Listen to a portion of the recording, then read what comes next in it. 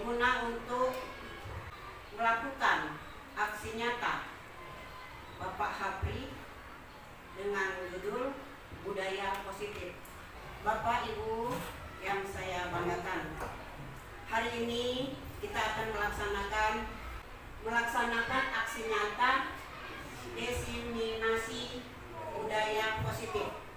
Untuk itu, setelah Bapak Hapri menyampaikannya, dimohon Bapak Ibu guru untuk memperhatikan dan akan kita budayakan di sekolah kita. Ini adalah kebanggaan bagi saya, sudah kita mempunyai CGP, guru penggerak. Akhirnya untuk menggerakkan sekolah. Dan kalianlah yang harus bergerak, bukan dia sendiri yang bergerak. Untuk itu, sekali lagi saya mohon untuk perhatian. Untuk pelaksanaannya nanti atau untuk Bapak Hapri menyampaikan materi nanti, mohon diperhatikan, dan siapa yang kurang paham boleh ditanyakan. Apa yang ditanyakan oleh Bapak Hapri kita jawab bersama-sama. Saya kira demikian. Wassalamualaikum warahmatullahi wabarakatuh. Waalaikumsalam warahmatullahi wabarakatuh. Assalamualaikum warahmatullahi wabarakatuh. Terima kasih kepada Ibu Kepala Sekolah yang sudah berkenan memberikan sambutan pada aksi nyata saya tentang budaya positif, yaitu diseminasi tentang budaya positif untuk tugas saya sebagai calon guru penggerak. Untuk mengambil hikmahnya dalam kegiatan kita hari ini, mari kita bersama-sama mengucapkan basmalah. Bismillahirrahmanirrahim. Ya Bapak Ibu, budaya positif. Tegang nggak Bapak Ibu? Tegang. Ya, sebelum kita masuk ke materi tentang budaya positif, kita ice breaking, mau nggak Bapak Ibu? Ya, kita ice breaking dulu ya. Ya, ada yang bisa membantu untuk mengambil ice breaking? Ya, silakan Ibu Nurlela. Ya, kita sama-sama ice breaking dulu ya. Ibu, sebelum kita memulai materi aksi nyata dari Bapak Hapri, Bapak Ibu dengarkan saya ya. Saya contohkan dulu, nanti kita sama-sama. Saya contohkan ya. Buka mulut tertawa 3 kali. Ha ha ha. Buka mulut tertawa 2 kali. Ha ha. Buka mulut tertawa 1 kali. Ha. Buka mulut tertawa tanpa suara. Cukup begini saja, oke? Oke. Oke, kita mulai ya. Kita mulai. Yo, silakan Ibu. Bapak Ibu silakan berdiri, boleh? Berdiri.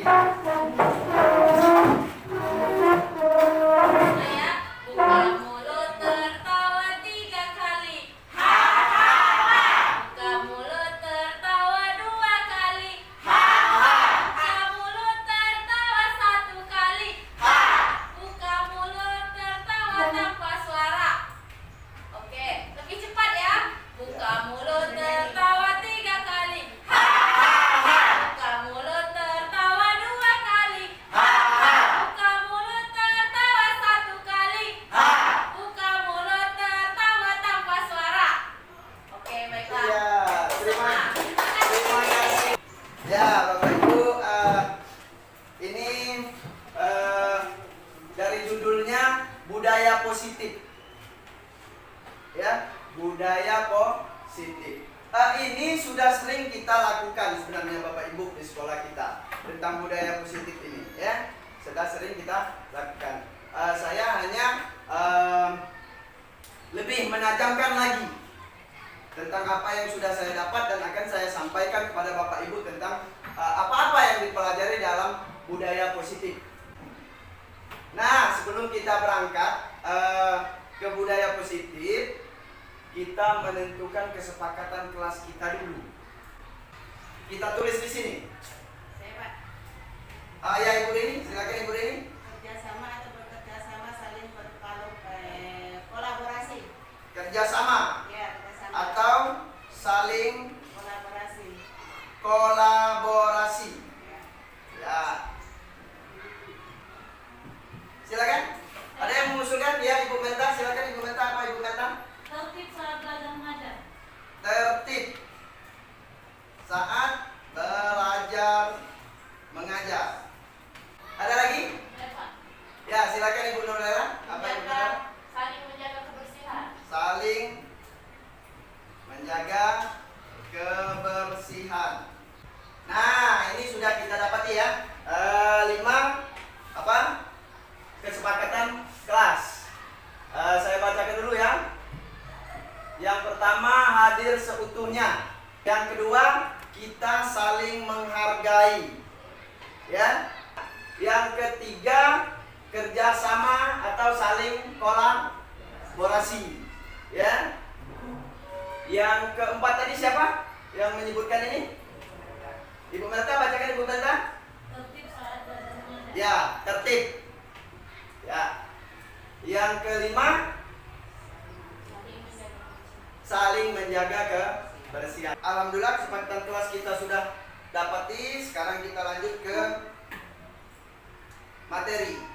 Nah, sebelum ke materi, kita senyum dulu Bapak Ibu. Tahan senyum karena ini budaya positif yang harus kita sampaikan dan kita lakukan. Nah, kita senyum dulu. Senyum ini selama 30 detik ya. Yuk, kita mulai senyum. 1, 2, 3.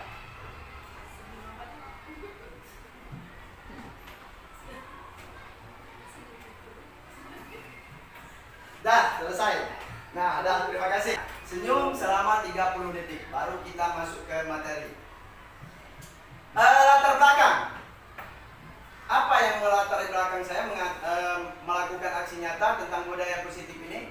Yaitu salah satu tujuan pendidikan, ini yang melatar belakang, karena salah satu tujuan pendidikan adalah menyiapkan murid menjadi manusia dan anggota masyarakat untuk mencapai keselamatan dan kebahagiaan.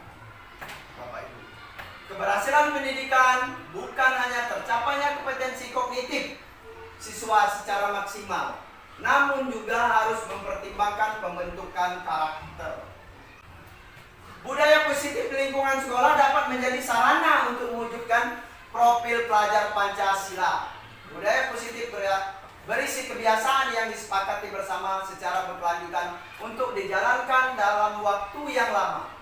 Kebiasaan itu berisi hal-hal positif dan penuh kebaikan, mulai dari berpikir positif, berperilaku positif, dan bertutur positif.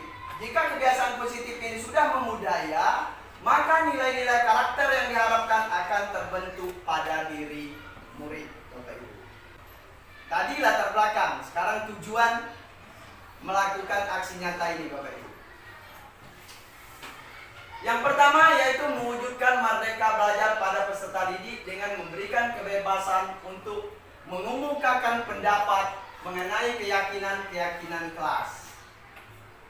Yang kedua, mewujudkan disiplin positif kepada peserta didik yang kemudian menjadi budaya positif di mana peserta didik menjalankan keyakinan kelas yang disepakati bersama tanpa ada paksaan atau tekanan.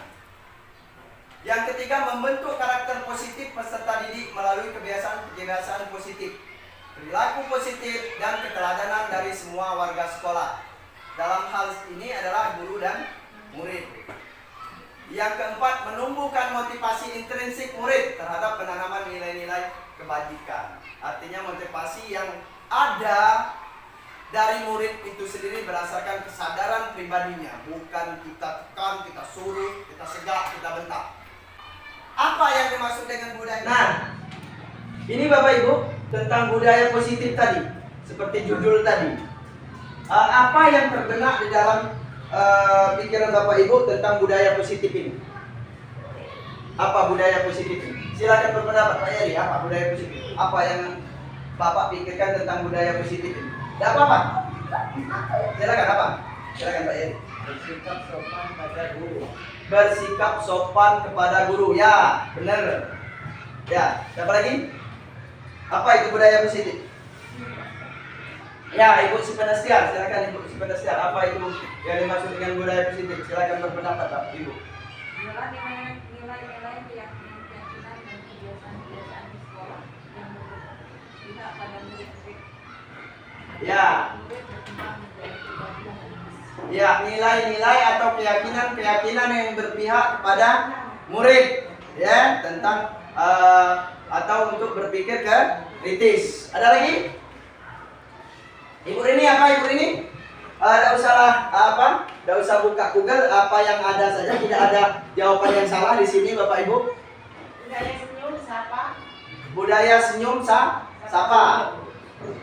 Santun. Ya, jadi budaya positif menurut Ibu Rini adalah budaya senyum sapa santun. Ya. Ada lagi? Ibu Belkan? Apa budaya positif menurut Ibu? Sama dengan guru ini. Sama dengan Ibu Rini. Senyum, Budaya senyum, salam, sapa dan santun. budaya senyum, sapa, salam dan santun. Ibu Nurlela, apa Ibu Nurlela? Budaya mendidik karakter anak. Budaya mendidik karakter anak. Ya, semua jawaban itu sudah benar Bapak Ibu. Ya, sekarang kita buka apa itu budaya positif. Ini. Budaya positif adalah budaya perwujudan dari nilai-nilai dan keyakinan universal yang diterapkan di sekolah yang berpihak kepada murid Bapak Ibu. Ya, ya, budaya-budaya dan perwujudan dari nilai-nilai dan keyakinan universal yang diterapkan di sekolah yang berpihak kepada murid. Ya, ini yang dimaksud dengan budaya positif. Contohnya tadi sudah disebutkan, ya. Jujur, bersikap sopan santun, Bapak Ibu. Toleransi, bertanggung jawab, gotong royong, dan banyak sekali yang bersifat positif yang sudah ada pada diri murid, diri kita itu adalah budaya positif. Ya, ini bisa ada yang bisa menambahkan di sini. Bersikap sopan santun, jujur, toleransi, bertanggung jawab, gotong royong. Apalagi? Toleransi, ya. Sudah apa lagi? Ya. Mandiri, ya, sesuai dengan profil pelajar Pancasila. Itu semua adalah budaya positif. Lanjut. Nah, ini yang akan kita pelajari pada pagi hari ini. Ada berapa konsep inti budaya positif, yaitu yang pertama perubahan paradigma belajar, yang kedua disiplin positif, nanti akan kita bahas satu persatu, yang ketiga nilai-nilai kebajikan, yang keempat kebutuhan dasar manusia, yang kelima motivasi perilaku manusia, yang keenam posisi kontrol guru, yang ketujuh keyakinan kelas, yang kedelapan segitiga restitusi. Ya, sudah pernah dengar semua Bapak Ibu, ya, apalagi segitiga restitusi, keyakinan kelas, posisi kontrol guru. Mungkin ini yang lebih baru, tapi sudah sering kita lakukan. Ini cuma bahasanya saja, tapi ini sudah, saya yakin sudah Bapak Ibu laksanakan di kelas. Cuma bahasanya saja, ya. Ini pembelajaran dengan paradigma baru, yang dimaksud dengan pembelajaran dengan paradigma baru. Di sini selalu ditampilkan profil pelajar Pancasila, ya. Yang pertama apa? Beriman dan bertakwa kepada Tuhan yang Maha Esa. Yang kedua, berkebinekaan global. Lagu profil pelajar Pancasila Bapak Ibu. Nah, selanjutnya gotong royong. Berikutnya mandiri,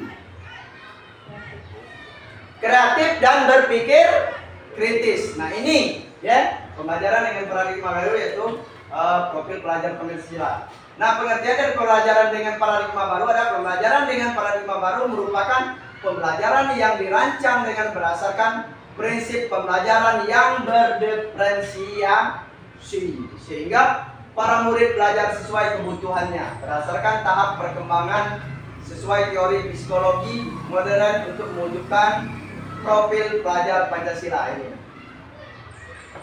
Ya, untuk mewujudkan profil pelajar Pancasila ini, maka pembelajaran harus berdiferensiasi. Lalu apa ini berdiferensiasi? Ini Bapak Ibu, pembelajaran berdiferensiasi adalah metode pengajaran di mana guru menggunakan berbagai cara yang berbeda untuk memenuhi kebutuhan individu setiap siswa sesuai dengan karakteristik, tingkat kemampuan, minat dan gaya belajar. Ya, ini pembelajaran berdiferensiasi. Berikutnya miskonsepsi tentang teori kontrol. Kesalahpahaman, maksudnya miskonsepsi ini tentang teori kontrol, yaitu ilusi guru mengontrol murid, ilusi bahwa kritik dan membuat rasa bersalah mampu menguatkan karakter. Ini yang pemahaman yang keliru. Ilusi bahwa semua penguatan positif efektif dan bermanfaat. Ilusi bahwa orang dewasa berhak memaksa. Ini pemahaman yang keliru. Kita pahami selama ini bahwa orang dewasa berhak memaksa. Mengubah paradigma stimulus atau respon ke pendekatan teori kontrol. Stimulus respon, realitas kebutuhan kita sama. Teori kontrol tidak berkata demikian, realitas kebutuhan kita berbeda. Ya, stimulus respon mengatakan bahwa realitas kebutuhan kita sama. Ya. Teori kontrol tidak, ternyata kebutuhan kita masing-masing berbeda. Ya, kembali lagi dari pembelajaran berdiferensiasi tadi, semua orang melihat hal yang sama. Ya, setiap orang memiliki gambaran yang berbeda sesuai dengan watak dan karakter masing-masing. Kita mencoba mengubah orang agar berpandangan sama dengan kita. Kita harus berusaha memahami pandangan orang lain tentang dunia. Kita tidak bisa mengendalikan pemahaman orang lain harus sama dengan pemahaman kita, tidak. Ya. Tapi kita berusaha memahami pandangan orang lain. Perilaku buruk dilihat sebagai suatu kesalahan. Semua perilaku memiliki tujuan. Ya. Orang lain bisa mengontrol saya. Teori kontrol, hanya Anda yang bisa mengontrol diri Anda. Tidak bisa Bapak Ibu. Ya, kita dikontrol oleh orang lain. Agak sulit memang. Ketika dikontrol, iya dalam pendekatan kita dilihat itu diperhatikan ada. Tapi yang sebagusnya itu teori kontrol ini adalah hanya saya yang bisa mengontrol diri saya. Ini Bapak Ibu. Artinya tumbuh unsur intrinsik di dalam diri kita, kesadaran dalam diri kita. Saya bisa mengontrol orang lain, Anda tidak bisa mengontrol orang lain. Pemaksaan ada pada saat bujukan gagal. Pemaksaan ada pada saat bujukan gagal. Ketika kita membujuk gagal, ada pemaksaan di situ. Teori kontrol mengatakan bahwa kolaborasi dan konsensus menciptakan pilihan-pilihan baru. Kolaborasi artinya bekerja sama. Konsensus adalah kesepakatan bersama. Nah, lebih baik kolaborasi, bekerja sama, duduk bersama, apa dibincangkan, apa permasalahan yang ingin diselesaikan, lalu dilanjutkan dengan konsensus, yaitu kesepakatan bersama untuk menciptakan pilihan-pilihan baru, daripada memakai stimulus respon dengan pemaksaan pada saat bujukan gagal. Ketika kita membujuk gagal, maka dipaksa. Bapak Ibu, ya. Selanjutnya disiplin positif.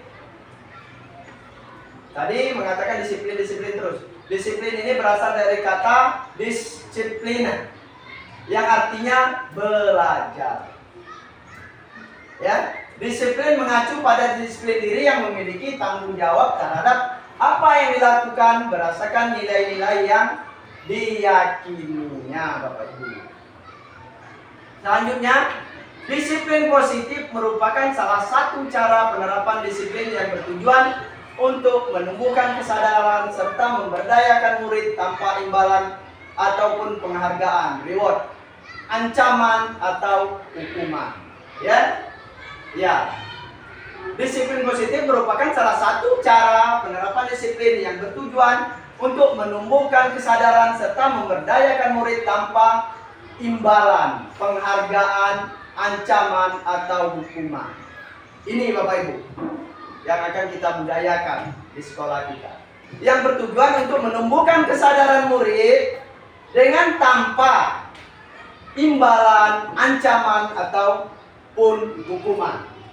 Tugas sebagai pendidik adalah menciptakan murid yang memiliki disiplin diri, sehingga mereka berperilaku mengacu kepada nilai-nilai kebajikan universal dan memiliki motivasi intrinsik dalam perubahan perilaku ke arah yang lebih baik. Jadi motivasi yang terbaik itu adalah motivasi yang keluar daripada murid itu sendiri, Bapak Ibu. Ya, bukan kita bangun intrinsik motivasi dari luar diri mereka, ekstrinsik, ya, tapi kita bangun dalam diri mereka, yaitu intrinsik, berupa kesadaran mereka, ya, bukan kita sadar mau belajar karena ingin mendapatkan hadiah, bukan seperti itu Bapak Ibu, ya. Atau kalau di itu baris yang rapi ingin mendapatkan bintang, biasanya di sekolah-sekolah lain mengasih bintang. Kalau bintang 1, bintang sampai bintang 4, misal baris rapi dengan rapi dia mendapat memperoleh bintang. Bukan, itu reward, penghargaan atau ancaman atau menghukum supaya dia sadar. Bukan. Ini disiplin positif lebih kepada membangun diri dari kesadaran intrinsik yang ada dalam diri murid tersebut. Lanjut, nilai-nilai sepakat bersama lepas dari suku, bangsa, agama, bahasa maupun latar belakang. Nilai-nilai kebajikan. Contoh nilai-nilai kebajikan. Yang pertama, profil pelajar Pancasila. Ini Bapak Ibu, ya, yang lagi sudah didengung-dengungkan, yang harus kita terapkan. Yang pertama, beriman dan bertakwa kepada Tuhan Yang Maha Esa dan berakhlak mulia. Yang kedua, berkebinekaan global, gotong royong, mandiri, kreatif, dan bernalar kritis. Sama dengan Ibu Primaria, PIP, ya. Nah, ini nilai-nilainya: toleransi, rasa hormat, integritas, mandiri, menghargai, antusias, empati, kerjasama, percaya diri, komitmen. Keterampilan hidup, dapat dipercaya, pendengar yang aktif, tidak merendahkan orang lain, memberikan yang terbaik dari diri. Ice breaking dulu. Siapa yang memimpin untuk ice breaking ini? Ibu Melta? Ya, silakan Ibu Melta. Baiklah, marilah Bapak Ibu kita melakukan disediking dulu untuk meregangkan otot-otot yang kencang, ya. Yang tegang. Yang tegang, ya. Jadi di sini saya akan mengajak Bapak Ibu untuk melakukan disediking, menyanyikan lagu profil pelajar Pancasila. Silakan berdiri Bapak Ibu. Berdiri. 1, 2, 3. Contoh ya, contoh dulu. Belajar Pancasila, beriman dan bertakwa pada Tuhan Yang Esa dan berakhlak mulia, berkebinekaan global, gotong royong mandiri, kreatif dan bernalar kritis. Udah mulai ya? 1, 2, 3. Belajar Pancasila, beriman dan bertakwa pada Tuhan Yang Esa dan berakhlak mulia, berkebinekaan global, gotong royong mandiri, kreatif dan bernalar kritis. Sip. Ya, dalam memberikan ice breaking kita tentang Sila. Masih tetap semangat Bapak Ibu ya? Tetap semangat ya? Ya. Kita lanjut materi kita ya. Kebutuhan dasar manusia. Ini kebutuhan dasar manusia. Apa kebutuhan dasar kita sebagai manusia? Apa? Hah? Ya. Apa? Pangan. Apa lagi? Pendidikan. Kebutuhan dasar manusia adalah kebutuhan dasar manusia, segala sesuatu yang kita lakukan untuk mendapatkan apa yang kita inginkan. Ini namanya kebutuhan. Ya, ini kebutuhan kita. Bertahan hidup, penguasaan, ya, kasih sayang dan rasa diterima. Butuh tidak kita kasih sayang dan rasa diterima? Butuh. Kebebasan, kemerdekaan tadi. Butuh kita kebebasan. Kesenangan, butuh tidak kita kesenangan? Bapak Ibu, butuh. Penguasaan, butuh kita penguasaan. Ini kebutuhan dasar manusia. Ya. Kalau kebutuhan pokok tadi sandang, pangan, papan, ya. Primer, sekunder, tersier. Tapi kebutuhan dasar manusia ini, motivasi perilaku ini meliputi 3. Yang pertama itu untuk menghindari ketidaknyamanan, garis miring hukuman, motivasi perilaku manusia. Ya, manusia termotivasi berperilaku karena untuk menghindari ketidaknyamanan atau hukuman. Ini yang pertama. Yang kedua, untuk mendapatkan imbalan penghargaan dari orang lain. Yang ketiga, untuk menjadi orang yang mereka inginkan dan menghargai diri sendiri dengan nilai-nilai yang mereka percaya. Ini motivasi kita.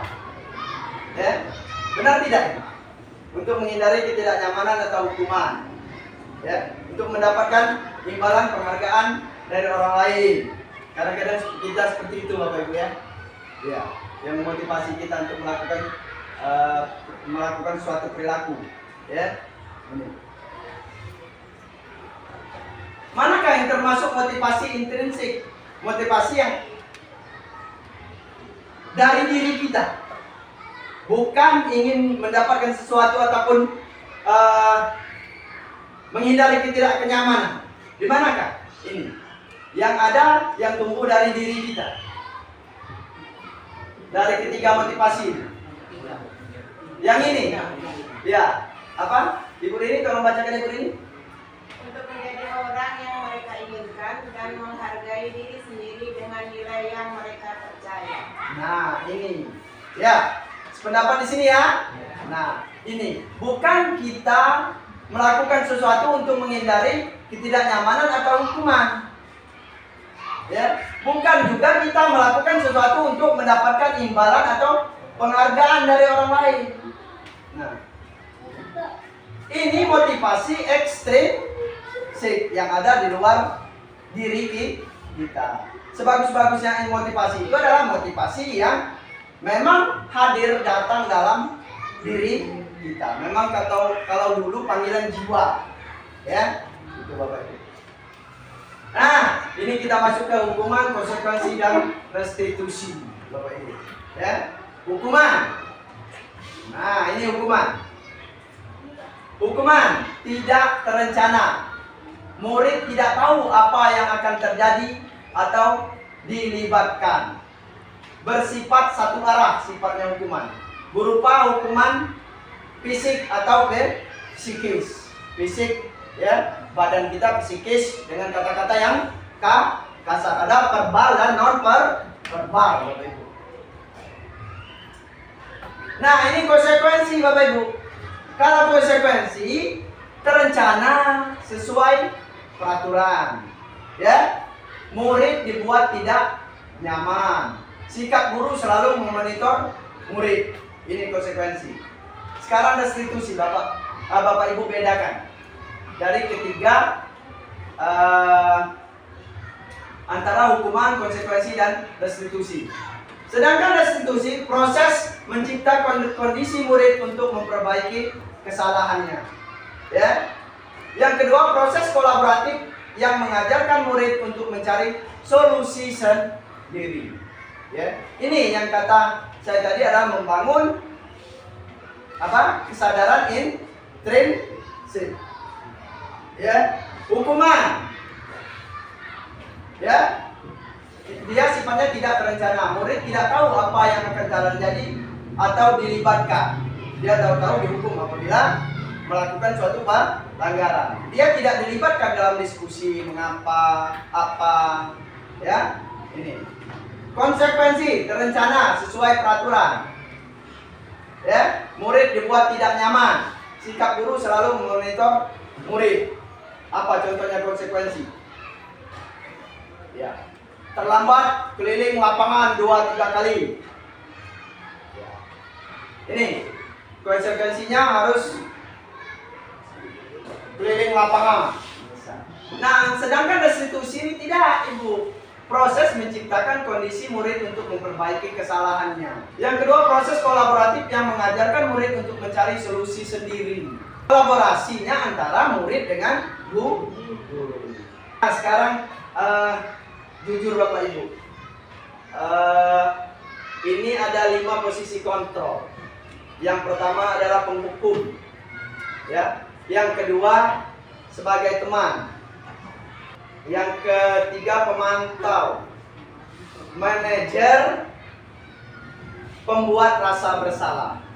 Di mana posisi kita selama ini Bapak Ibu? Bisa ini tidak bisa 2 posisi atau 3 posisi. Kita di sini. 5 posisi kontrol guru. Manakah posisi kita sekarang? Apa sebagai penghukum, apa sebagai teman, dengan murid apa pembuat rasa bersalah, atau pemantau, atau manajer. Nanti ada kasus Bapak Ibu, ya. Nanti ada kasus. Silakan Bapak Ibu telah sudah saya siapkan kasusnya. Nanti saya akan tanyakan di mana posisi Bapak, Ibu dalam kasus tersebut. Sudah itu. Jika posisi itu yang Bapak Ibu pilih, di mana kata-katanya? Yang menyatakan sebagai penghukum, teman, pembuat rasa bersalah, pemantau, ataupun manajer. Ini Bapak Ibu. Kita buka ya. Contoh penerapan sekarang. Kasus murid. Ini kasus murid. Ini semakin menarik. Kasus murid. Murid tidak memakai atribut lengkap saat upacara bendera. Oh, kasus murid ini. Ya, saya angkat dari keseharian kita. Kasus murid tidak memakai atribut lengkap saat upacara. Lanjutnya, hormat pada bendera selama 1 jam. Menegakkan murid sendirian. Di mana posisinya? Yang kasus tadi sebagai apa? Coba tunjuk tangan. Sebagai apa? Penghukum. Mengapa penghukum? Mengapa memilih penghukum?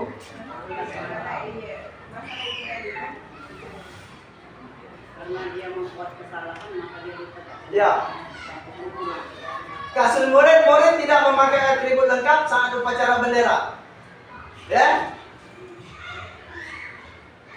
Hukuman. Jadi kita menegakkan murid peserta didik kita ketika tidak memakai atribut, muridnya sendirian di depan, ditonton oleh teman-temannya, artinya di situ kita sebagai penghukum. Benar Bapak Ibu, ya. Jadi posisi kita di sana adalah sebagai penghukum. Lanjut. Berapa kali ibu harus memberitahu kamu? Kamu selalu saja mengecewakan ibu. Ada berapa tadi? 5 posisi. Sebagai pemantau atau sebagai penghukum, sebagai manajer, sebagai teman. Mana ini Bapak Ibu? Dari ke-5 posisi ini tadi. Penghukum, teman, pembuat rasa bersalah, pemantau, manajer. Pembuat rasa bersalah.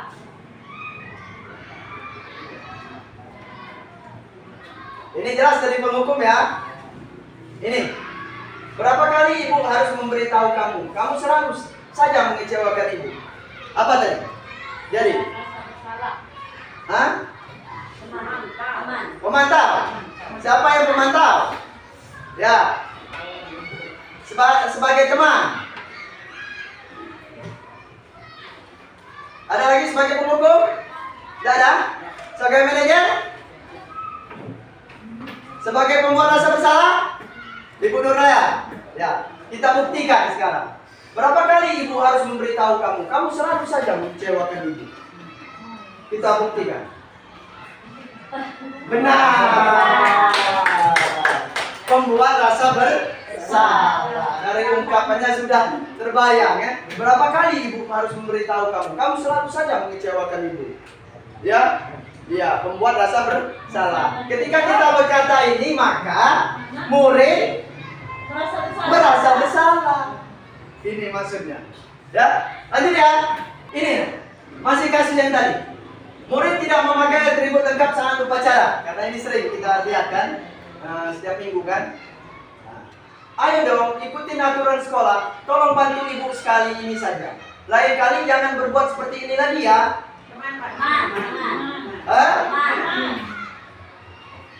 Ayo dong, ikuti aturan sekolah. Tolong bantu ibu sekali ini saja. Lain kali jangan berbuat seperti ini lagi. Posisi Bapak Ibu di mana? Pemantau atau di mana? Pak Yeri apa? Pak Yeri pemantau. Ya. Apa lagi? Manajer. Ibu Nurlela manajer. Ayo, tidak apa-apa Bapak Ibu, silakan berpendapat Bapak Ibu. Sebagai teman. Ayo dong. Ibu minta apa? Sebagai teman. Ya. Baru ada pemantau, manajer, sama teman. Ya. Ibu Pria, apa Ibu? Pemantau.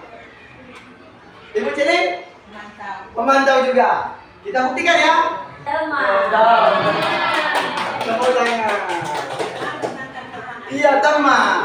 Ayo dong, karena dari kalimatnya di sini ya, dia memposisikan dengan murid adalah sebagai temanmu. Murid, ayo dong, ikuti aturan sekolah. Tolong bantu ibu. Tolong bantu ibu.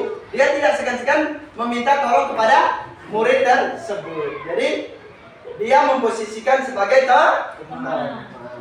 Lanjut. Masih mau Bapak Ibu kita buka sebenarnya? Lanjut ya. Ya, kita lanjut ya. Ini nah. Kamu sudah melanggar peraturan sekolah. Kamu tahu konsekuensinya? Setelah upacara, beli atribut ke koperasi sekolah dan jangan lagi diulangi lagi. Kamu sudah melanggar peraturan sekolah. Kamu tahu konsekuensinya? Setelah upacara, beli atribut di koperasi sekolah dan jangan diulangi lagi. Siapa? Siapa? Ibu minta apa? Manajer. Ya. Ibu Cinding apa? Hukuman. Ibu Meriam manajer. Ibu ini manajer. Aku teman. Sebagai teman. Manajer, ya. Banyak manajer jadi. Kamu sudah melanggar peraturan sekolah. Kamu tahu konsekuensinya? Terserah. Iya. Kamu tahu konsekuensinya? Setelah upacara, beli atribut di koperasi sekolah dan jangan diulangi lagi. Kita buktikan.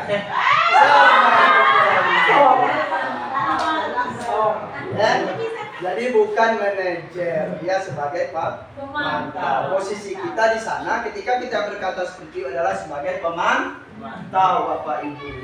Ya. Lanjut. Kasus lagi. Kasus lagi. Murid tidak memakai atribut lengkap saat upacara karena saat upacara. Ya. Upacara yang sering saya sorot di situ, ya. Apakah kamu tahu kesalahanmu? Kira-kira bagaimana kamu memperbaiki kesalahanmu? Apakah kamu tahu kesalahanmu? Kira-kira bagaimana kamu memperbaiki kesalahanmu? Manajer, pemantau, penghukum, pembuat rasa bersalah, atau teman? Ayo. Coba pahami kalimatnya. Apakah kamu tahu kesalahanmu? Kira-kira bagaimana kamu memperbaiki kesalahanmu? Menanyakan keyakinan. Iya, tapi perbaikan itu dari si murid sendiri yang menjawabnya. Apa yang akan dia lakukan untuk memperbaiki kesalahan itu? Bukan guru memberikan ini, bukan. Apa ini? Ibu Rini, mulai dari Ibu Rini dulu yang berpendapat. Silakan Ibu. Karena yang 4 tadi sudah Pak, kan tanya 5. Yang Ya. manajer, mungkin tadi jawabannya manajer. Jadi jawaban Ibu Rini ya, Teh, adalah manajer ya. Ya, Ibu Melta, semuanya berpendapat. Manajer. Ibu Cini, manajer. Ibu Rusnita, Ibu Nurlela, teman.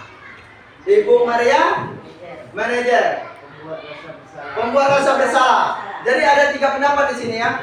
Yang paling banyak adalah manajer, yang kedua teman.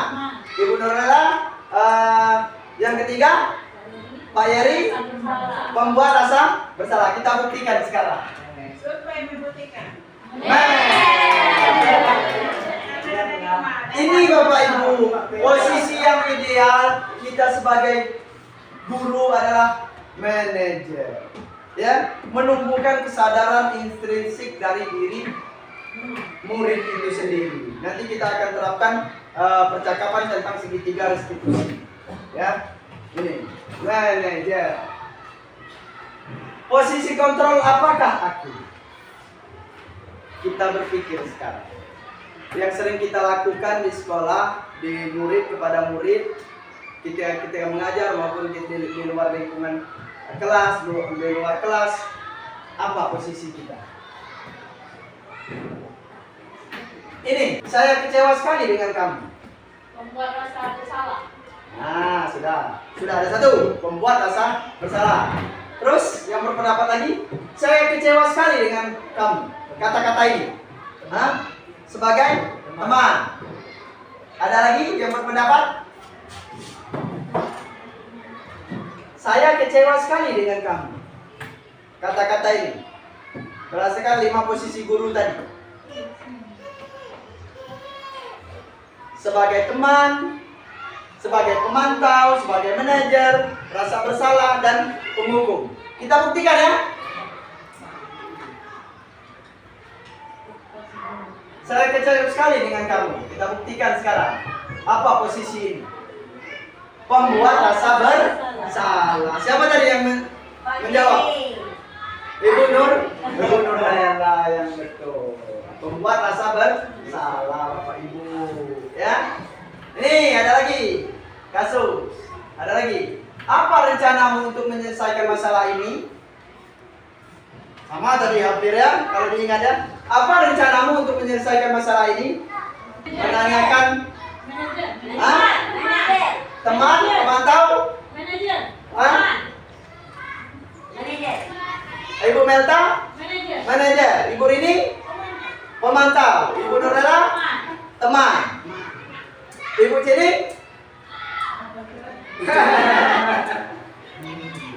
Apa rencanamu untuk menyelesaikan masalah ini? Memantau. Ibu Maria? Manajer. Ya, kita buktikan. Itu menanyakan keyakinan. Ya, apa rencanamu untuk menyelesaikan masalah ini? Ini menanyakan keyakinan dari murid. Ya. Manajer. Ya. Ini posisi idealnya. Lanjut. Ayolah, lakukan demi ibu ya nak. Sudah ketebak ya? Ayolah, lakukan demi ibu ya nak. Meminta kepada murid. Di mana posisinya ini? Ayolah, lakukan demi ibu ya nak. Ya.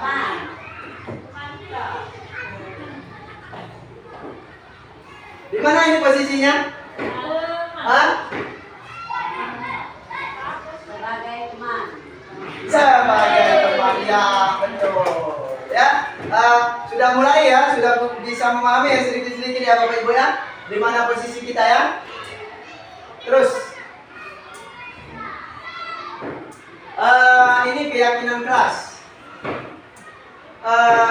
Itu tadi posisi 5 posisi kita sebagai guru. Sekarang keyakinan kelas. Mengapa keyakinan kelas? Mengapa bukan peraturan kelas? Ya, ya. Dulu kita sering menyebut peraturan kelas atau peraturan sekolah. Sekarang diganti, mengapa diganti dengan keyakinan kelas? Bapak Ibu, apa perbedaan peraturan dan keyakinan kelas? Sekarang kita lihat pembentukan keyakinan kelas. Ya, pembentukan keyakinan kelas bersifat abstrak, berupa pernyataan umum menggunakan kata-kata positif, ya, sesuai dengan kondisi kelas sehingga mudah diterapkan. Yang berikutnya, semua anggota kelas dilibatkan saat membuat keyakinan kelas. Ya, ya, ini. Jadi pembentukan keyakinan kelas itu berawal dari mimpi, Bapak Ibu. Ya, saya sudah terapkan untuk membuat keyakinan kelas. Kita tanyakan kepada peserta didik, apa yang diinginkan? Impian apa yang diimpikan di kelas ini? Nah, itu cara membentuk keyakinan kelas yang pertama. Kita tanya kepada murid. Masing-masing murid itu memberikan pendapat. Saya ingin kelas bersih. Saya ingin saling menghargai. Saya ingin apa lagi? Belajar tepat waktu. Ini Bapak Ibu. Nah ini, jadi tidak lagi berupa aturan dengan kata negatif, ya, ya, dengan kata-kata negatif.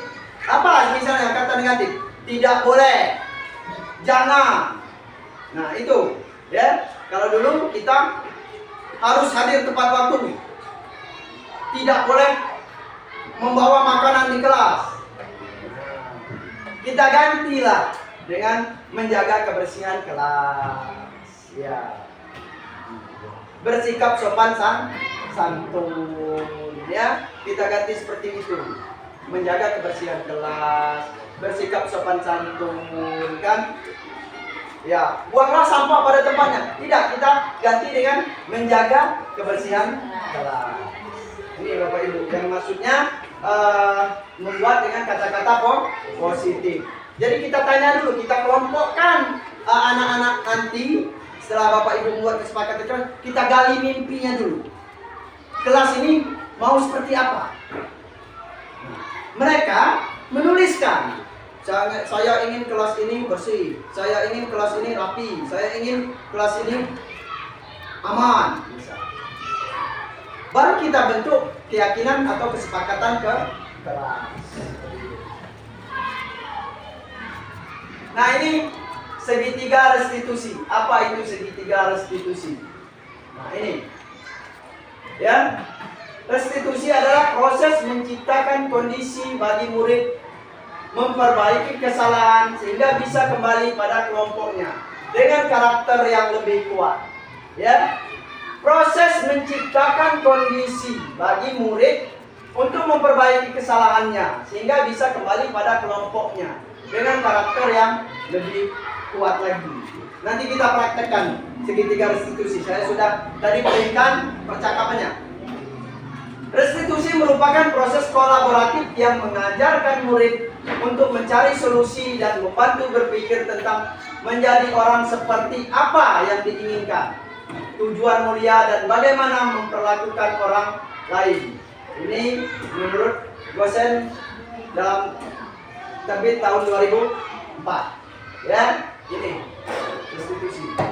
Ciri-ciri restitusi ada 9. Bukan untuk menebus kesalahan, namun untuk belajar dari kesalahan. Ya. 2. Memperbaiki hubungan. 3. Tawaran, bukan paksaan. Ya. Ini ciri-ciri restitusi. Restitusi menuntun untuk melihat ke dalam diri. Restitusi mencari kebutuhan dasar yang mendasari tindakan.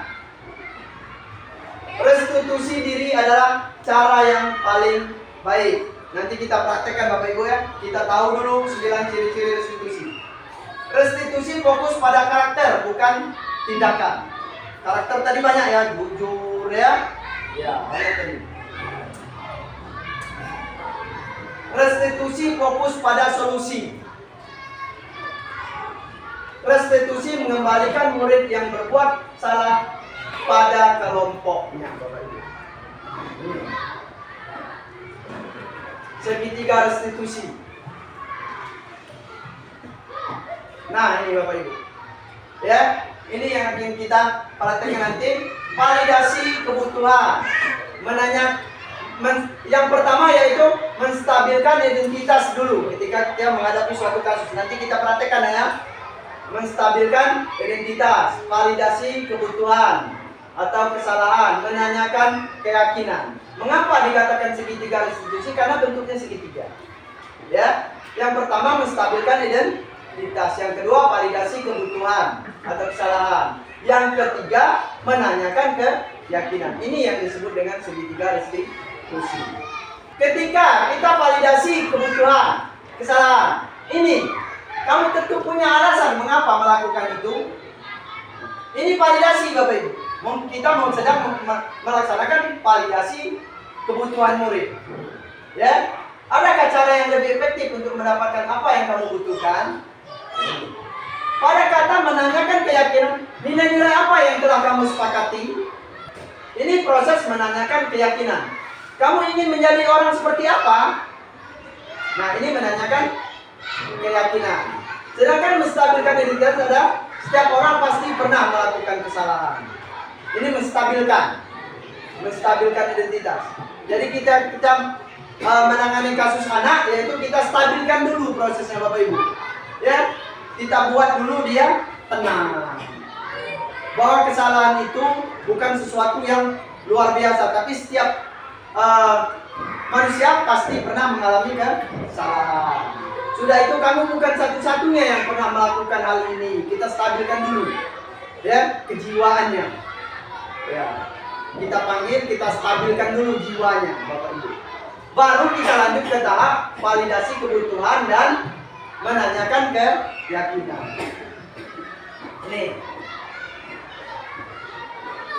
Ini kata-kata ketika kita ingin menstabilkan identitas. Nah, mungkin ini saya kasihkan ya, cuma dapat 3 ya. Nanti telah kasusnya.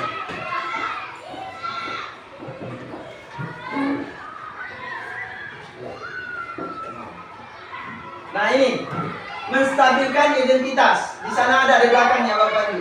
Posisi segitiga restitusi. Menstabilkan identitas. Kata-kata ketika kita ingin menstabilkan identitas ketika menangani kasus murid, yaitu dengan kata-kata ini. Nah, kita panggil muridnya terus dengan menggunakan kata-kata ini, bahwa berbuat salah itu wajar. Itu tidak apa-apa, nah, berbuat salah itu wajar. Kita panggil muridnya, ya, jangan kita langsung marahi, kita stabilkan dulu, kita buat tenang dulu murid, ya, dengan kata-kata berbuat salah itu wajar. Tidak apa, manusia, tidak ada manusia yang sempurna. Ibu bapak juga pernah melakukan hal itu. Terus ibu bapak tidak mau mencari tahu siapa yang salah, tapi ingin mencari solusi dari permasalahan. Yang berikutnya, kamu berhak untuk merasa seperti itu. Ini kita buat stabil dulu. Murid itu ketika mendapat kasus, umpamanya dia melanggar misal kesepakatan kelas, tidak mengerjakan tugas, ya, tepat waktu. Nah, ini prosesnya kita stabilkan dulu, ya. Nah, kita stabilkan dulu emosional anak ini tadi. Mungkin dia gugup kan, kita panggil gugup, takut, ya. Nah, kita stabilkan dulu dengan menggunakan segitiga restitusi dengan kata-kata ini, Bapak Ibu. Selesai kita menstabilkan, dia sudah tenang, baru kita validasi tindakan yang salah. Kita validasi dengan kata-kata yang apa? Ini Bapak Ibu. Nah, Setelah kita tenang, kan murid tadi, baru kita tanya lagi. Kamu pasti punya alasan mengapa melakukan hal itu? Atau padahal kamu bisa melakukan yang lebih buruk dari ini, tapi kamu tidak melakukan itu. Setelah kita menstabilkan tadi, ya, kamu patut bangga karena telah melindungi sesuatu yang penting buatmu. Selanjutnya kamu melakukannya karena mempertahankan sesuatu yang penting bagimu. Nah ini validasi tindakan yang salah. Nanti kita praktek Bapak Ibu ya. Ini tadi sudah saya printkan percakapannya ketika saya contohkan satu kasus untuk restitusi dan ada 3 kasus untuk posisi guru. Ya. Selanjutnya menanyakan keyakinan. Setelah kita menstabilkan, terus memvalidasi kesalahan, kita lanjut menanyakan keyakinan. Keyakinan apa? Ya, setelah melakukan kesalahan, bukan kita yang mengarahkan, tapi kita tanya kepada murid. Ya, nah ini apa keyakinan kelas kita? Kita tanyakan. Ya, nilai-nilai apa yang telah kita sepakati bersama? Seperti apa gambaran kelas yang ideal menurutmu? Selanjutnya kamu ingin menjadi orang seperti apa? Ini menanyakan keyakinan. Kita tanyakan setelah kita melakukan menstabilkan identitas, validasi, sudah itu baru kita nanyakan keyakinan, Bapak Ibu. Selanjutnya, yang sudah saya bagikan tadi adalah kita akan menerapkan segitiga restitusi untuk memperdalam materi kita tentang segitiga restitusi. Bapak Ibu, kita terapkan percakapan dalam satu kasus anak yang tidak melaksanakan tugas tepat waktu, ya. Ini ada percakapannya. Bapak Ibu bisa menyimak nanti secara seksama ya. Ini segitiga restitusi. Bisa 2 orang yang bisa mencontohkan. Pak Eri ya. Dengan Ibu Rini, bersedia Ibu Rini? Ya. Ini percakapannya ketika kita menangani suatu kasus dengan menggunakan segitiga restitusi. Yuk Pak Eri. Di sini Pak, saya contohkan percakapan guru dan murid tentang pelanggaran kesepakatan kelas serta penyelesaiannya dengan menggunakan segitiga restitusi. Ya, posisi guru sebagai manajer. Bisa? Ya, Pak Eri. Ya, dari luar dulu Pak Eri.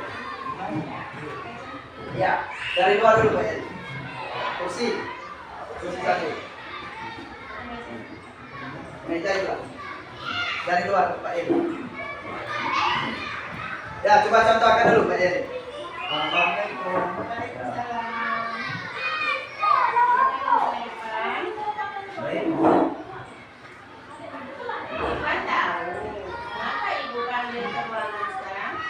Mungkin Ipan tidak mengerjakan tugas sekolah, Bu.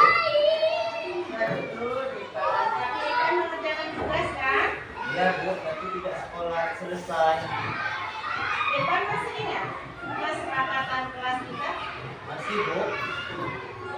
Kalau Ipan masih ingat, kesepakatan kelas mana yang Ipan tidak lakukan? Tidak mengerjakan tugas tepat waktu, Bu. Baik, nah, setiap orang pasti menemukan hambatan. Sama seperti ibu pernah mengalami hambatan dalam bekerja. Begitu juga dengan Ipan, tapi semua itu pasti ada alasannya. Mengapa Ipan mengalami hambatan tersebut? Apa alasan Ipan tidak mengerjakan tugas tepat waktu?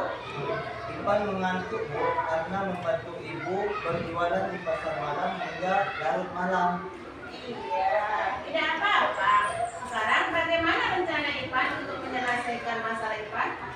Ipan akan membantu ibu berjualan pada sore hari dan akan mengerjakan tugas sekolah pada malam hari. Bagus, Ipan. Sekarang Ibu senang karena Ipan sudah mau bertanggung jawab. Sekarang, apakah Ipan bersedia memperbaiki kesalahan Ipan? Iya, Bu. Sesuai dengan kesepakatan kelas yang sudah kita sepakati? Iya, Bu. Saya akan memperbaiki masalah saya dan akan mengerjakan tugas tepat waktu. Ya. Dan Ipan boleh kembali. Terima Terima kasih Bu, maafkan kita Bu. Ya, bagus ya. Nah ini contoh percakapan ketika kita menyelesaikan kasus dengan menggunakan metode segitiga restitusi ya. Yang pertama menstabilkan identitas, memvalidasi kesalahan dan menanyakan keyakinan. Nah, kurang lengkap rasanya. Satu lagi yang bisa mencontohkan. Ya, 2 orang Bapak Ibu. Ibu Meta bisa Ibu Meta? Ini percakapannya Ibu Meta. Ya. Ini ada sebagai guru dan ada sebagai murid. Murid yang melakukan suatu melanggar kesepakatan kelas dan guru yang menyelesaikan dengan segitiga restitusi. Ibu Prima bisa bantu Ibu Prima. Ibu Prima sebagai murid ya.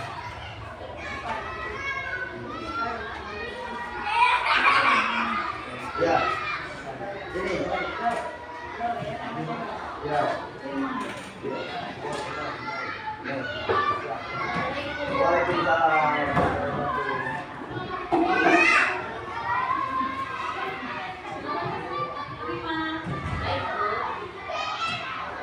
Apa kabar Prima? Alhamdulillah baik.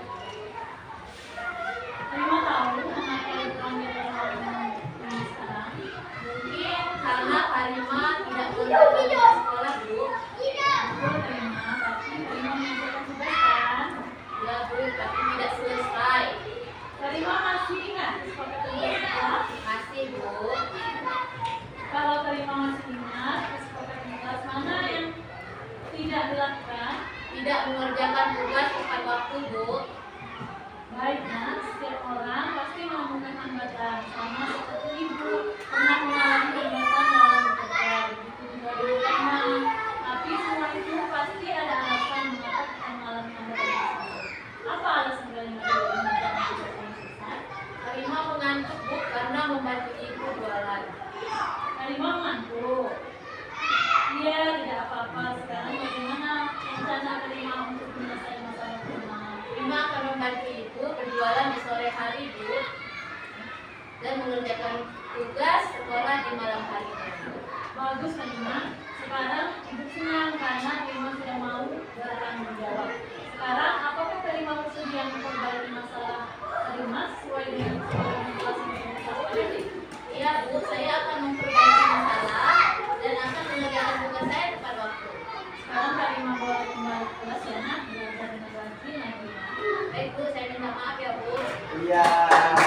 Terima kasih. Ibu Meta. Nah, ini tadi ya. Sekarang kita analisis Bapak Ibu dari percakapan tadi. Tadi kan ada segitiga restitusi ya. Nah, segitiga restitusi. Nah, silakan Ibu analisis di mana posisi kata-kata menstabilkan identitas. Ya. Di mana posisi kata-kata memvalidasi kesalahan. Dan di mana posisi apa tadi? Yang terakhir menanyakan keyakinan. Di mana? Ada enggak di situ? Sudah muat enggak segitiga restitusi dalam percakapan tersebut? Boleh dilihat di situ ada segitiga restitusi Ibu yang saya bagikan ini di belakang. Nah, ini langkah segitiga restitusi. Ini lengkap pertanyaan yang ada di situ. Ada yang berpendapat di mana letak posisi kita sebagai guru di situ? Untuk menerapkan segitiga restitusinya di mana? Untuk menstabilkan identitas di kata-kata yang mana? Di mana? Yang kita cari yang pertama apa? Menstabilkan identitas terlebih dahulu ya. Ya, menstabilkan identitas. Ya. Di mana kata-kata menstabilkan identitas? Ya. Di sana ada. Menstabilkan identitas dengan kata-kata apa? Ya. Di mana berbuat salah itu tidak apa-apa? Betul, Pak. Betul, di kata-kata mana? Menstabilkan identitas. Kita menyuruh Ipan duduk dahulu ya. Ya. Terus kita tanyakan dulu, Ipan tahu mengapa Bapak panggil ke ruangan ini sekarang? Nah, ini kita menstabilkan dulu ya. Gitu. Ya, kata Ipan tidak mengerjakan tugas. Betul Ipan, tapi Ipan mengerjakan tugas kan? Nah, yang menstabilkan identitas ini nampak betul di nomor 12 ini. Baik, nah, setiap orang pasti menemukan hambatan. Sama seperti Bapak pernah mengalami hambatan dalam bekerja. Begitu juga dengan Ipan, tapi semua itu pasti ada alasan. Mengapa kita mengalami hambatan tersebut? Apa alasan Ipan tidak mengerjakan tugas dengan selesai? Nah, ini dia, kita buat stabil dulu Bapak Ibu di sini. Ya, jangan kita menyalahkan. Nah, bukan juga kita mengatakan bahwa kesalahan itu biasa, bukan. Tapi kita menenangkan dulu murid kita tersebut. Inilah tujuannya kita menstabilkan identitasnya. Biar dia tidak merasa ketakutan, biar dia tidak merasa cemas ketika kita panggil kan? Ya, bahwa semua orang pasti pernah melakukan kesalahan. Begitu juga siapa namanya, Ipan misal, atau Andri, atau Mala, itu. Kita stabilkan dulu, ya. Setelah kita stabil, kita baru lihat, memvalidasi kesalahan. Apa kesalahannya? Kita tanyakan, ya, ya. Yang selanjutnya baru kita tanyakan apa?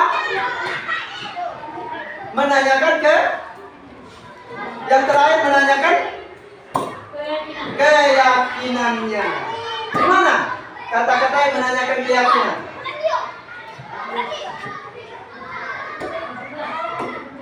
Ya, di nomor 16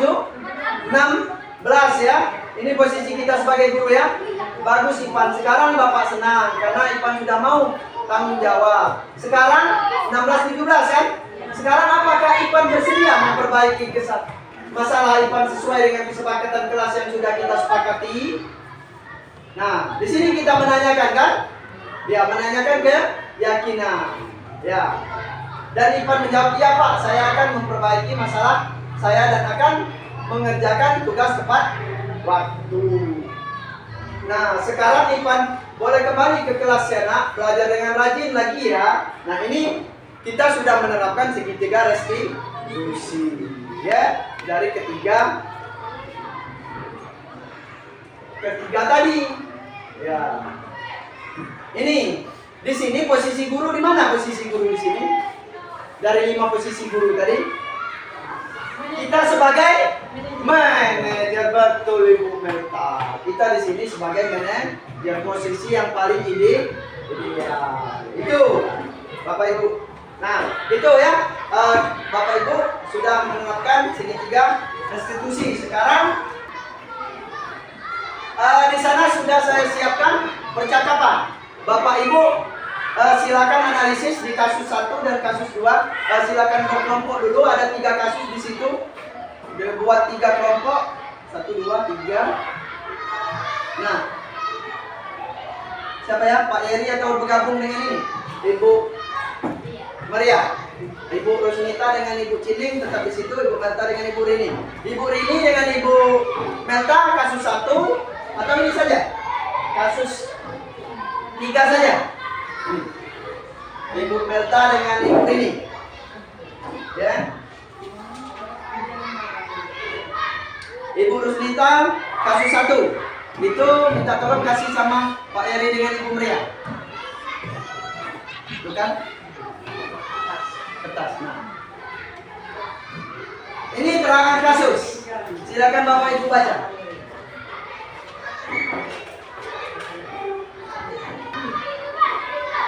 Di dalam kasus itu Bapak Ibu saya minta nanti mau mengemukakan pendapatnya apakah di mana posisi kita sebagai guru di situ dari 5 posisi tadi. Sudah itu di mana ketika kita milih, saya sebagai di sana, saya guru sebagai manajer. Di mana kata-katanya yang menunjukkan bahwa Anda yang dipilih ada posisi sebagai manajer? Di mana kata-katanya yang menunjukkan bahwa kita sebagai manajer di situ atau kita sebagai penghukum?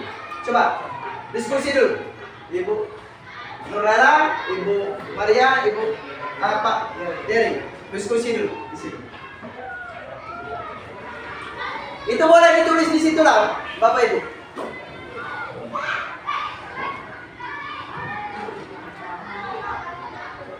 Ini kasus pertama, Sabrina. Hari itu bangun terlambat dan terburu-buru sampai di sekolah. Dia pun akhirnya sampai di gerbang sekolah, tapi baru menyadari kalau tidak menggunakan sepatu hitam, seperti tertera di peraturan sekolah. Di depan pintu kelas, Bapak Lukman memperhatikan sepatu Sabrina yang berwarna coklat. Sabrina berusaha menjelaskan bahwa dia terburu-buru dan salah mengenakan sepatu. Pak Lukman menanyakan Sabrina, apa peraturan sekolah tentang seragam warna sepatu? Di situ. Ini kasus 1. Ini kasus 2. Ibu Dani. Kasus 3. Anto dan Dino.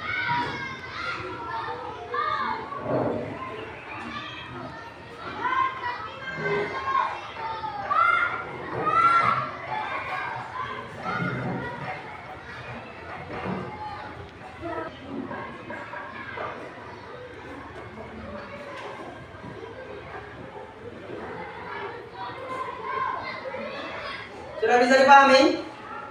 Tentukan satu posisi guru di sana dari kasus. Apakah kita sebagai penghukum, apakah kita sebagai manajer, apakah kita sebagai pembuat rasa bersalah, apakah kita sebagai teman. Dari 5 kontrol posisi guru. Ada semua ya di sana ya. Nah, jika Bapak Ibu memilih, misal posisi guru di situ sebagai manajer atau penghukum. Apa alasan Bapak Ibu? Tolong tunjukkan di situ. Buat dulu apa? Tulisan. Nanti saya minta dari masing-masing kelompok untuk menyampaikan. Di situ dicoret-coret juga tidak apa-apa Bapak Ibu. Di mana kata-katanya sebagai manajer? Misal Bapak Ibu memilih, oh ini guru sebagai manajer, oh ini guru sebagai teman atau pembuat rasa bersalah. Di mana kata-katanya?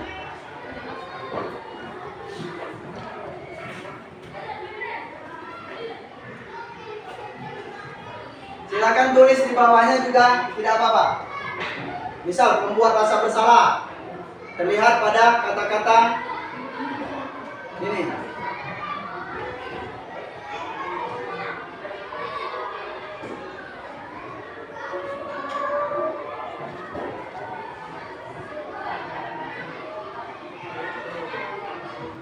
Ambil satu posisi Bapak Ibu ya.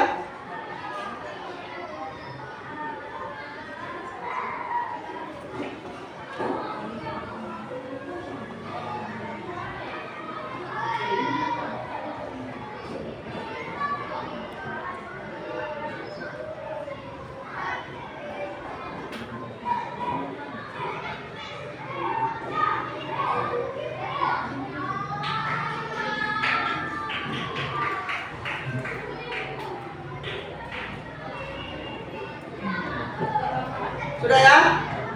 Sudah Bapak Ibu?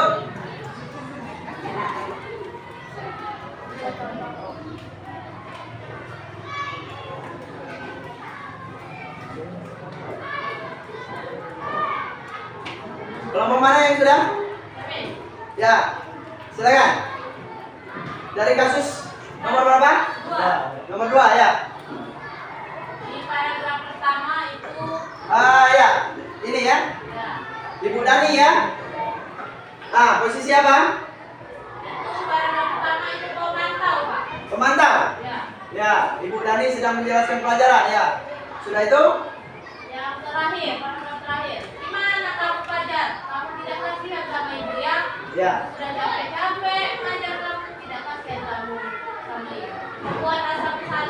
pembuat rasa bersalah. Pada paragraf pertama itu sebagai pemantau, yang kedua sebagai pembuat rasa bersalah. Ya, tepuk tangan. Ya. Jadi ada dua posisi guru di situ ya. Sebagai apa? Pemantau dan sebagai pembuat rasa bersalah pada kasus 2.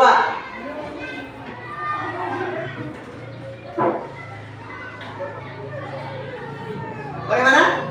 Ibu Mendra sudah?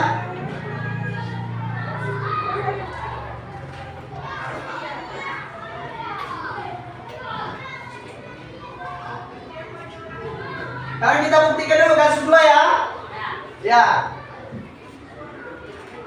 Ya, apakah betul sebagai pemantau dan sebagai pembuat rasa bersalah? Ya, yang betul di situ adalah pembuat rasa bersalah. Di mana kalimatnya? Di kalimat di mana kamu Fajar? Ayo Fajar, ya. Makanya jangan tidur-tiduran, lain kali perhatikan gimana kamu Fajar. Ya, betul. Terus Ibu Prima? Gimana kamu Fajar? Kamu tidak kasihan ya sama ibu? Ibu sudah capek-capek mengajar kamu. Tidak kasihan kamu sama ibu? Nah, ya, betul. Itu membuktikan bahwa guru di sana mengambil posisi sebagai pembuat rasa bersalah padamu, murid. Betul? Ya? Bagus. Ada lagi? Yang sudah selesai? Ya. Kasus berapa? Kasus 3, Pak. Kasus 3. Ya, silakan. Bacakan kasus 3. Sebagai posisi sebagai apa? Manajer, Pak. Sebagai manajer. Ya. Ya. Itu dibuktikan dengan di mana kata-katanya? Coba bacakan Ibu. Ya. Paragraf 5, Pak. Itu apakah yang akan dilakukan untuk menghadirkan 3 kancing atau yang terpas? Ya, betul. Pada kasus 3 itu sebagai manajer. Kasih tepuk tangan. Jadi pemahamannya sudah bisa Bapak Ibu ya. Pemahamannya di mana posisi manajer, di mana posisi sebagai pembuat rasa bersalah. Selanjutnya, kasus nomor berapa? 1. Apa? Posisi guru di sana. Pada paragraf pertama posisi guru sebagai pemantau. Pemantau. Sabrina bangun terlambat dan terburu-buru sampai di sekolah, dan akhirnya sampai di gerbang sekolah dia baru menyadari bahwa sepatunya tidak berwarna coklat. Ya. Kemudian yang kedua, pembuat rasa bersalah dengan kata-kata Pak Man tetap bersikeras pada peraturan yang berlaku dan mengatakan ya sudah, kamu sudah melanggar peraturan di sekolah dan kamu salah, sudah terlambat, salah pula warna sepatunya. Segera buat sepatumu, kalau tidak bisa mengenakan warna sepatu sesuai peraturan. Dan yang paragraf terakhir yaitu penghukum. Sekarang copot sepatumu dan silakan belajar tanpa sepatu seharian. Sabrina pun dengan berat hati mencopot sepatunya dan memberikannya kepada Pak Lukman. Ya, kasih hapus tepuk tangan. Terima kasih Ibu. Ya, pada analisis kasus 1 itu Pak Lukman adalah sebagai penghukum. Betul sekali. Ya sudah mendalam ya pemahamannya tentang segitiga restitusi dan 5 posisi kontrol guru. Nah, sekarang selesai Bapak Ibu materi kita tentang budaya positif. Ada yang ingin ditanyakan di sini? Silakan Bapak Ibu. Saya beri kesempatan untuk bertanya. Silakan, Ibu Meta ada pertanyaan? Ya, silakan. Baiklah, nama saya Meta, saya mau bertanya kepada Bapak Menteri. Ya. Apakah semua masalah pada anak yang berkaitan dengan budaya positif diselesaikan dengan segitiga restitusi? Ya, terima kasih Ibu Meta. Apakah setiap masalah pada budaya positif bisa diselesaikan dengan segitiga restitusi? Ya, pertanyaan yang baik sekali ya. Mungkin Bapak Ibu ada yang ingin menjawab? Ya? Ada yang ingin berpendapat dari pertanyaan Ibu Meta? Apakah semua permasalahan yang terdapat dalam budaya positif bisa diselesaikan dengan segitiga restitusi ya tadi? Ya. Menurut Bapak Ibu, Apakah semua masalah bisa diselesaikan dengan segitiga restitusi? Hah? Bisa atau tidak? Itu pelanggarannya. Semua pelanggaran bisa diselesaikan dengan segitiga restitusi tidak? Setiap kasus anak bisa tidak? Dengan 3 metode tadi kan? Segitiga restitusi. Validasi, ya, menstabilkan identitas, validasi dan menanyakan keyakinan. Ya, Bapak Ibu, langsung saya jawab ya. Tidak semua masalah yang ada pada budaya positif itu bisa diselesaikan dengan segitiga restitusi, Bapak Ibu. Untuk kasus-kasus tertentu, kasus berat yang mengakibatkan trauma psikologis, ya, mengakibatkan kerusakan fisik atau mengakibatkan kerusakan fisik di diri anak, ya, umpamanya terjadi perkelahian yang mengakibatkan cedera atau trauma, ya. Nah, itu tidak semua Bapak Ibu bisa diselesaikan dengan metode segitiga restitusi, dan itu perlu penanganan lebih lanjut yang melibatkan beberapa pihak, baik orang tua, ya, sampai ke kepala desa, sampai ke dinas terkait ataupun psikolog. Jadi tidak semua masalah yang ada di sekolah itu bisa diselesaikan melalui segitiga restitusi. Itu jawabannya, Ibu Melta. Nah, sekarang saya ingin Bapak Ibu menyampaikan refleksinya setelah mempelajari ini. Apa yang Bapak Ibu rasakan? Siapa yang ingin menyampaikan refleksi? Ya, Ibu Prima, bisa di sini, Ibu. Nah, setelah kita belajar tentang budaya positif, ya. Ya. Sini saja, Pak ya. Ya, silakan. Assalamualaikum warahmatullahi wabarakatuh. Waalaikumsalam warahmatullahi wabarakatuh. Sebelumnya saya ucapkan terima kasih. Sebelumnya saya perkenalkan diri, nama saya Nurul Altavia, saya guru kelas 6 di sekolah ini. Sebelumnya saya ucapkan terima kasih kepada Bapak Hapri yang sudah berbagi praktik baik tentang budaya positif. Di sini saya sendiri pernah melakukan posisi sebagai penghukum dalam mengatasi masalah siswi di kelas 6. Tetapi sebelumnya saya belum memahami tentang segitiga restitusi. Dan semoga ke depan saya akan mencoba menerapkan restitusi dalam menangani anak yang bermasalah. Ya, terima kasih, Ibu Prima. Ya, itu tadi refleksi dari Ibu Prima, Bu Nurlela Altavia. Terima kasih. Ada lagi? Bapak Ibu, sebelum kita tutup, Ibu Menta. Ya, silakan Ibu Menta. Bisa berdiri di sini, Ibu Menta, untuk menyampaikan refleksinya. Baiklah, perkenalkan nama saya Mama Sari, saya guru kelas 1. Di sini saya akan menyampaikan tentang refleksi nyata Pak Hapri Budaya positif. tentang budaya positif. Sebelumnya terima kasih kepada Bapak Hapri sebagai calon guru penggerak yang telah berbagi pengetahuan tentang budaya positif. Saya juga merasa selama ini telah banyak menjadi posisi guru sebagai penghukum dan telah membuat rasa bersalah pada murid kelas 1. Yang saya lupa betul dampaknya kepada murid, Pak. Ke depan saya akan mengedepankan juga budaya restitusi dan guru sebagai manajer ketika saya menangani masalah murid. Terima kasih sekali lagi Pak Hapri. Ya, terima kasih Ibu.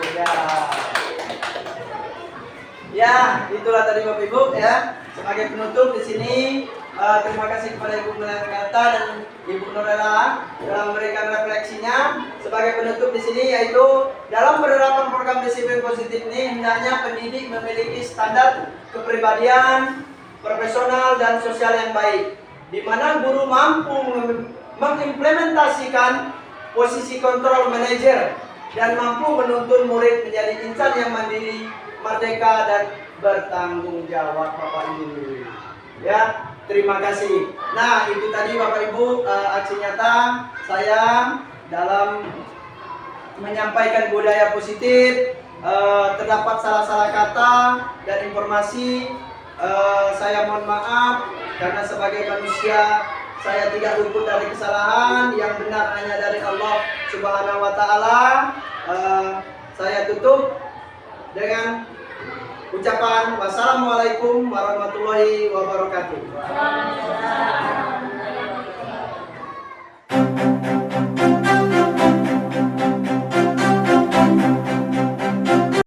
Assalamualaikum warahmatullahi wabarakatuh.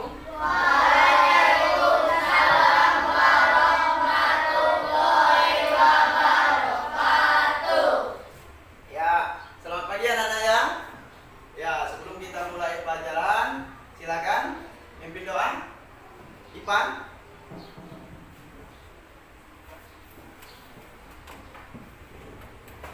Baiklah teman-teman, sebelum kita memulai pelajaran, marilah kita berdoa bersama-sama.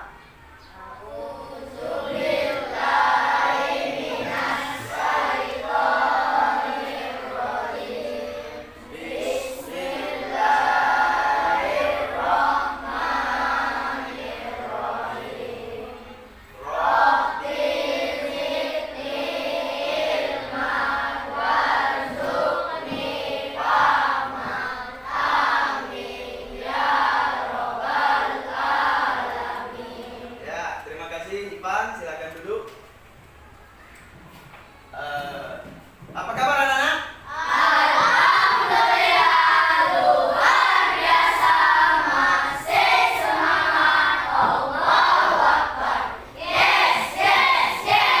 Ya, hebat sekali anak-anak. Anak-anak Bapak pagi ini semuanya cerah, ya. Semangat untuk belajar, semangat untuk belajar. Semangat. Nah, namun sebelum kita memulai pelajaran kita hari ini, Bapak akan memandu kalian untuk membuat kesepakatan kelas. Ya? Kesepakatan ke kelas. Masih bingung nggak? Apa itu kesepakatan kelas? Bingung ya? Ya, kesepakatan kelas itu suatu nilai-nilai yang kita kesepakati bersama untuk kita laksanakan di kelas ini supaya tercapainya proses pembelajaran yang baik. Nah, ya, itu tujuannya kita membuat kesepakatan ke kelas. Ya, mau nggak kita punya kesepakatan kelas? Mau ya? Mau nggak? Mau. Nah, kalian di sini Bapak meminta, ya, kalian memikirkan, ya, memimpikan, ya, kelas yang seperti apa di kelas kita ini, di kelas 6 ini. Kalian memimpikan seperti apa? Saya menginginkan kelas 6 seperti ini. Saya menginginkan kelas 6 seperti ini. Ya. Nah, dari hasil mimpi keinginan kalian untuk kelas kita ini, ya, kalian tulis di stick note ini. Sudah Bapak siapkan. Ya, kalian tulis di sini. Setelah ditulis, baru kita tempel di sini. Kita baca secara bersama-sama. Paham nggak? Bisa nggak kalian menggali? Ya, mimpi kalian, keinginan kalian yang mau seperti apa di kelas ini? Bisa ya? Bisa ditulis ya? Nah, keinginan kalian itu di kelas ini kalian tulis di stick ini, ya? Ya. Nah, ini Bapak bagikan ya. Yuk.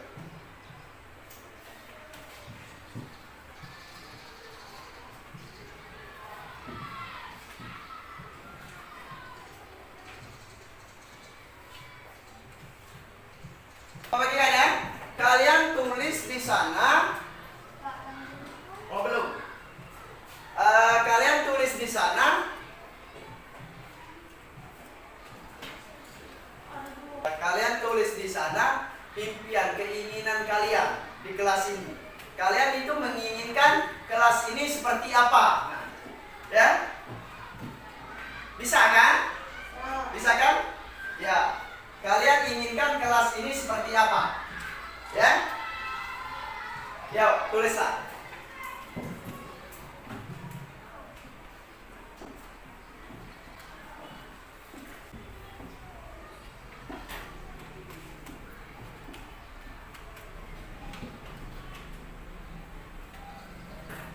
Tuliskan impian kalian di kelas ini. Sudah? Kalian tulis semua? Ya, impian kelas kalian seperti apa? Kalau sudah, silakan ditempel. Awas terbalik. Kalau terbalik apa? Ada lemnya. Tidak bisa ngelem. Yo, mulai dari Zio. Sini, tempel Zio. Tempel di sini, nah. Nah, ya, teruskan. Terbalik. Yo.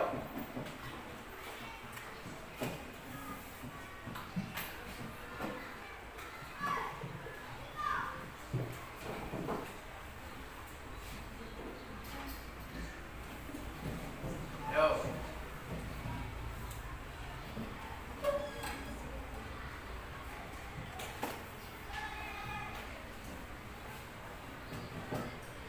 Ya. Nah.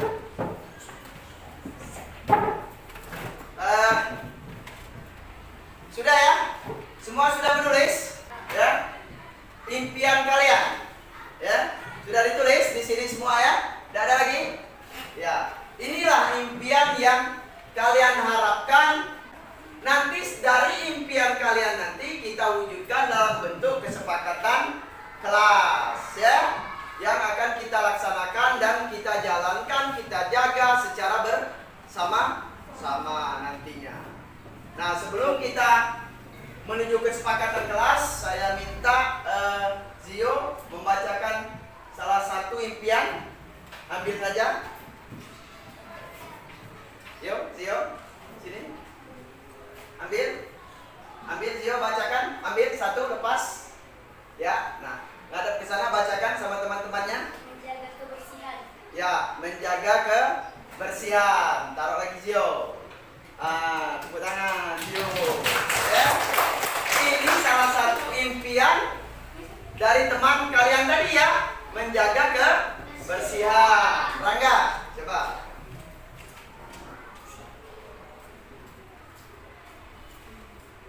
Saling membantu. Saling membantu. Ya, tepuk tangan. Ipan.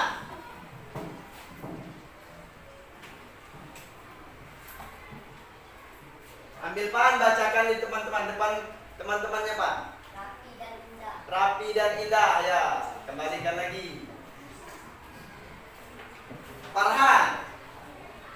Bacakan Farhan. Ya. Saling peduli antara teman. Ya, saling peduli antar teman. Bagus juga. Ferdi. Yo, ambil salah satu Ferdi, bacakan ke teman-temannya Ferdi. Tidak menyontek. Tidak menyontek. Bagus. Nah, ya. Ini tadi adalah impian kalian semua, ya. Keinginan kalian di kelas kita ini. Kelas kita ini mau seperti apa nantinya? Kita sama-sama ya mewujudkannya nanti. Namun itu kan baru bentuk impian. Bagaimana kita mewujudkannya ke dalam suatu kesepakatan kelas ya? Ya. Kita buat dulu satu. Apa? Nah, tadi ada teman kalian yang mengatakan hadir tepat waktu ya.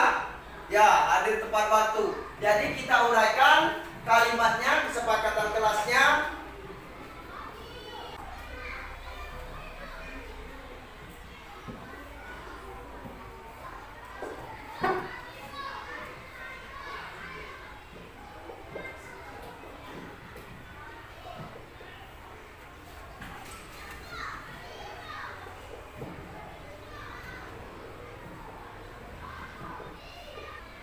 Nah, ini sudah dapat kita satu ya.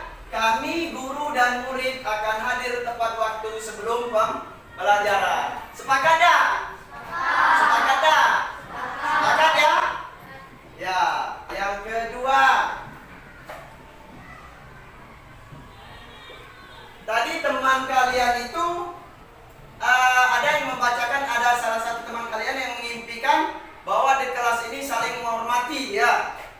Ya, saling menghormati guru dan murid.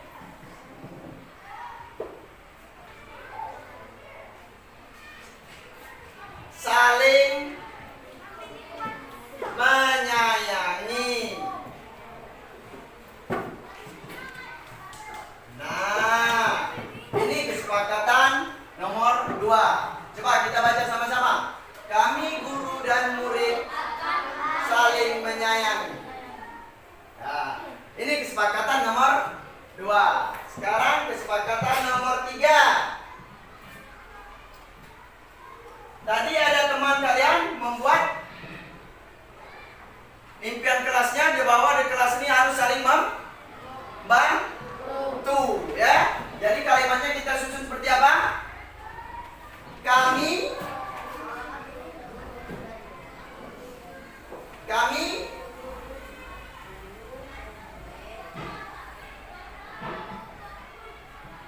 murid akan saling, kalau membantu itu apa? Saling tolong menolong. Kan tadi? Ya. Bersih. Jadi apa kesepakatannya? Kami guru dan murid apa?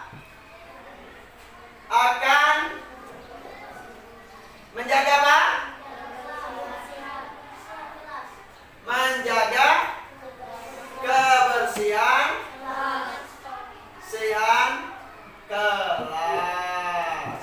Nah, tadi ada juga yang saling menyayangi, ya. Ya, jadi kita buat kesepakatan kami. Tadi ada teman kalian yang membacakan tidak menyontek, ya.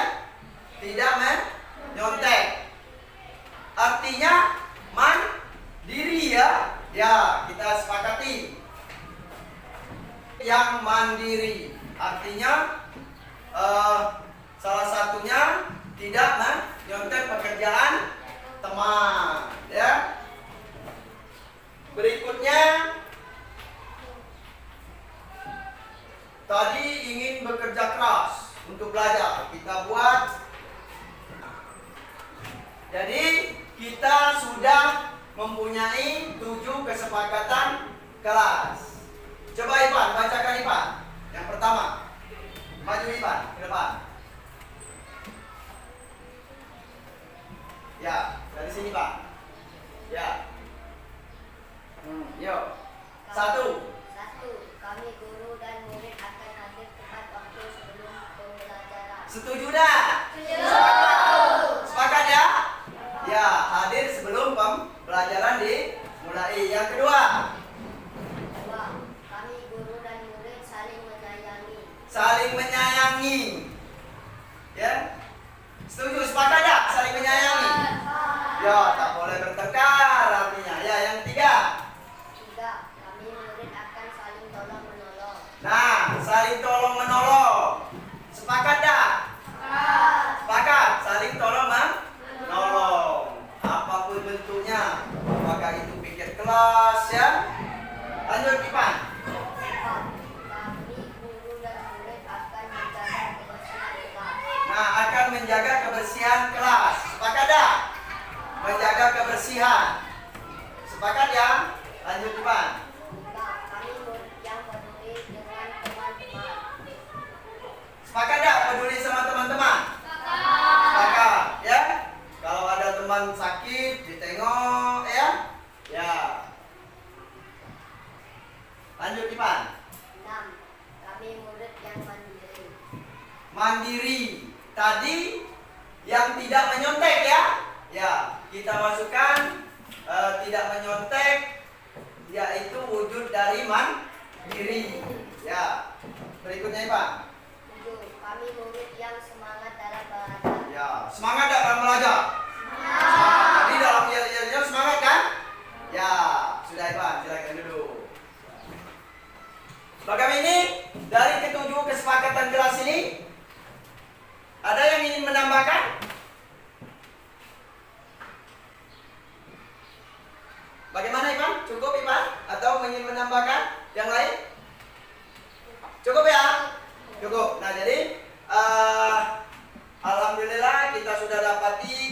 kesepakatan kelas ini yang akan kita laksanakan kedepannya nanti, ya. Kedepannya kita akan laksanakan. Sekarang kita baca bersama-sama, ya. Kesepakatan kelas. 1. Kami guru dan murid akan hadir tepat waktu sebelum pembelajaran. 2. Kami guru dan murid saling menyayangi. 3. Kami murid akan saling tolong menolong. 4. Kami guru dan murid akan menjaga kebersihan kelas. 5. Kami murid yang peduli dengan teman-teman. 6.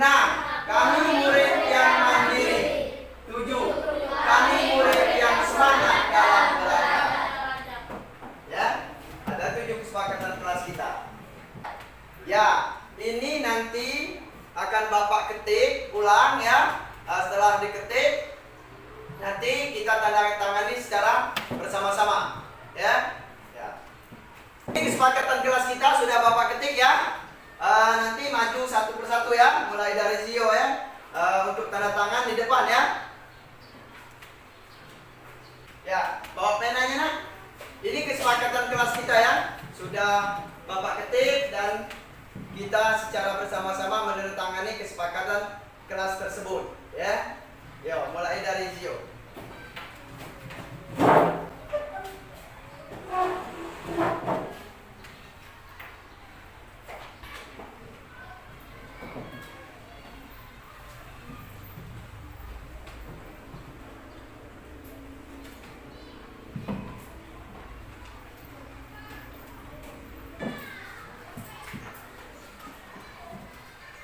Habis.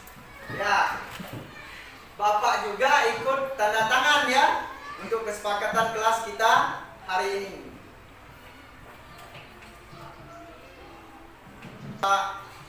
Akhiri, wabillahi taufiq wal hidayah. Wassalamualaikum warahmatullahi wabarakatuh.